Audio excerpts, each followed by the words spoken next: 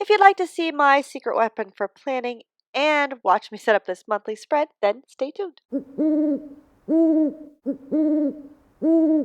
I'm going to be setting up my monthly pages for June, but as you can see here, I am customizing an insert that I've already made for this Traveler's Notebook. And if you haven't watched my Traveler's Notebook set up the easy custom inserts video, I'll add a link so that you can watch that after this one. You can see why and how I'm adding pages from another insert to customize this one for what I need. Because I don't need all the months, because this Traveler's Notebook is set up for an event that I'm hosting in June in Edinburgh, Crafternoon Tea. If you haven't heard about it, I will link that below because it's going to be a really fun afternoon. There's a few spots left. If you're going to be in Edinburgh on June 22nd, make sure that you check out the link below. Now, while I'm going through and decorating this monthly spread, what I wanted to do was to talk to you about my planner secret weapon. Now, I've done a video before about a different planner secret weapon, and if you've been following me for a while, you may remember that one, and I'll put a card up here so you can check that one out as well. But they're both fantastic and they're both really useful. Okay, so what is this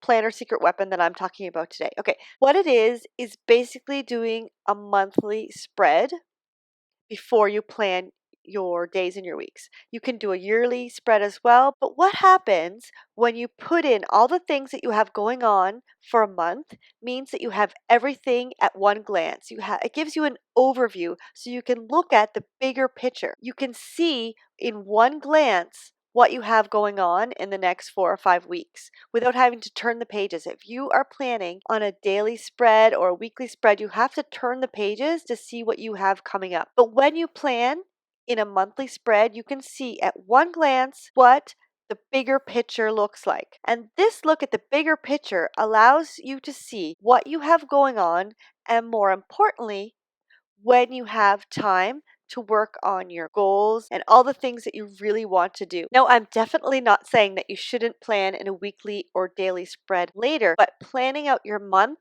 should come first. And then you can look at your days and your weeks and you know where you can put in extra activities. Because if you jump into the week and think, okay, I want to get this done, I want to get this done, I want to get this done, and then you go into your planner and you realize you don't have time this week. You've got tons of things going on and you try to fit all those things that you want to do in between all the things that you have to do. You'll end up frustrated, and at the end of the week, you'll feel like you've got nothing accomplished. If in the beginning of the month, you look at the whole month, you see that this week is busy, but this one over here has more time, then it's easier for you to be able to slot in all the things that you want to do to work towards your dreams and your goals and all the extra stuff that you want to get done in a month. Having the monthly spread as an overview is really strategic in your planning so that when you get down to the weeks, you know where to put the stuff and when you have extra time. This monthly roundup page is also really good for helping you lay out all the things that you have going on in a given month. If you have something that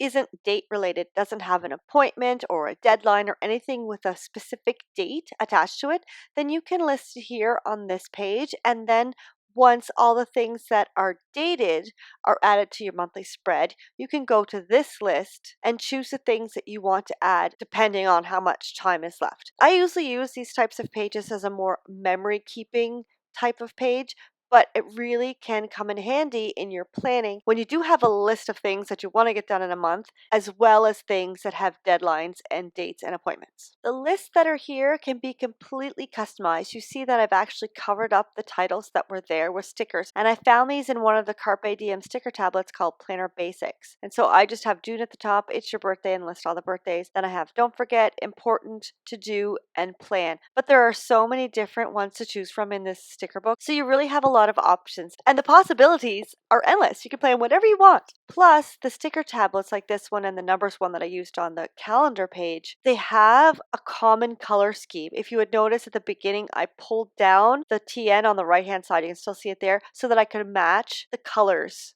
because they have sort of a general color scheme that goes throughout Carpe Diem and all of their lines. And so you could always find colors that match in these sticker books. Now, before I show you the finished product, I want to tell you about what is coming up next. Next week, we're going to get into planning your week, and we're going to be using the Carpe Diem horizontal weekly inserts. A horizontal layout can be pretty tricky to decorate, and some people don't even like to actually plan, they like the vertical. But a lot of people do like the horizontal layout, and I want to show you some ways to optimize the space you have in the horizontal layout, so stay tuned for that. In the meantime, you can watch those videos that I mentioned before. There's the other secret weapon video as well as the custom insert, so check that out. Just click that little eye in your top right hand of your screen. If you'd like to see this planner set up in action, this planner is for my Crafternoon tea in Scotland. If you'd like to see the planner in person, make sure you come along to that event. The link for registration is in the description below. It's a fantastic afternoon tea while you are sipping on champagne and enjoying this elegant afternoon tea. Lots of sandwiches and sweets. You are listening to a planner talk, and then afterwards there's a workshop where we get to play with stickers and goodies from this collection. So here's a look at that planner overview page with all the lists without